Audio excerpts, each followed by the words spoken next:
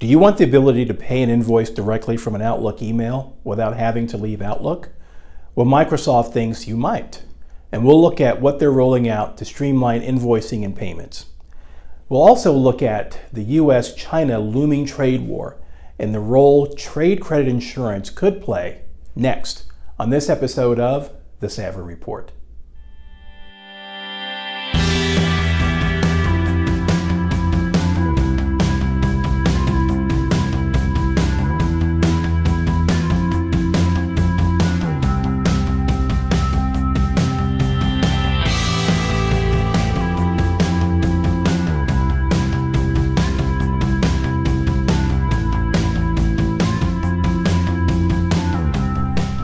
Hi everyone, I'm Ernie Martin, founder and managing director of Receivable Savvy, and welcome to this week's edition of The Savvy Report.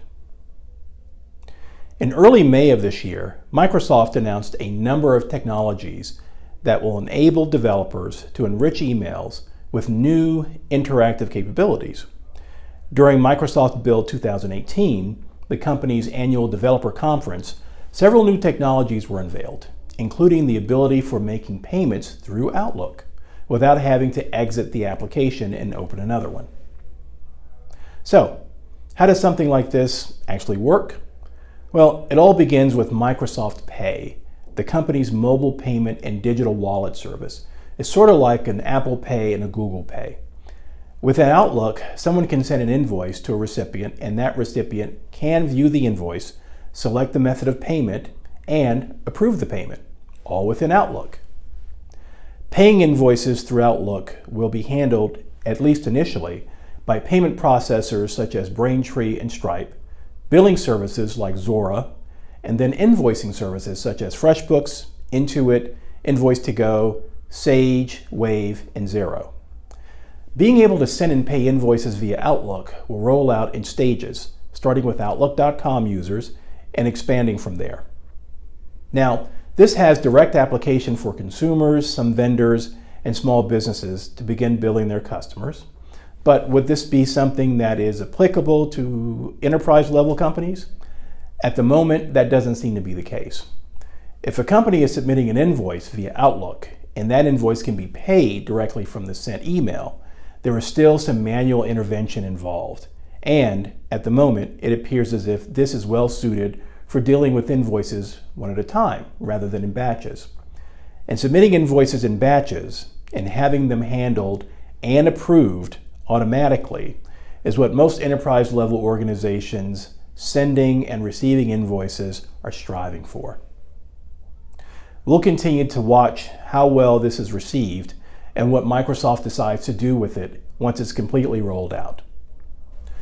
With the threat of a trade war between the US and China looming, talks of trade credit insurance and the benefits it can provide is on the rise. But trade credit insurance is not just a tool for dealing with a trade war. Trade credit insurance can be a good option for any number of organizations whose receivables may be at risk. In previous episodes of the Savvy Report, we discussed the impact on suppliers after the Toys R Us bankruptcy filing, as well as what suppliers should watch out for in the midst of Harley-Davidson's financial challenges. There were 5 items discussed in terms of what suppliers could do to mitigate their risk with customers. Trade credit insurance should be added to that list as well. So, how does trade credit insurance actually work? It's simple. If a customer is not able to pay an outstanding invoice, the insurance kicks in to protect that asset. Although this is a type of insurance the same way that companies insure their buildings, their equipment, and other assets, some companies see this as a way to help increase sales. See, most companies' credit departments determine what kind of terms to extend to clients based on a number of factors, such as customers' credit risk, their ability to pay outstanding invoices, and more. Although an organization might shy away from potential customers deem higher credit risks and therefore leaving potential sales on the table, leveraging trade credit insurance is giving those organizations a bit more flexibility in extending terms and doing business with a customer they initially may not have done business with. In turn, companies may see an increase in sales because they are taking on more clients who pose potential credit risk, but they have a measure in place to help mitigate that risk. And, of course, companies that provide goods and services to China could use trade credit insurance as a way to protect their receivables in case a full-fledged trade war does erupt. Let's hope it doesn't, and it'll be interesting to see how Washington and Beijing handle their differences over the $375 billion trade deficit during the next few weeks and next few months. We will definitely keep an eye on it. Well, that's it for this week's edition of the Sadler Report. Thank you so much for joining us, and we'll see you next time.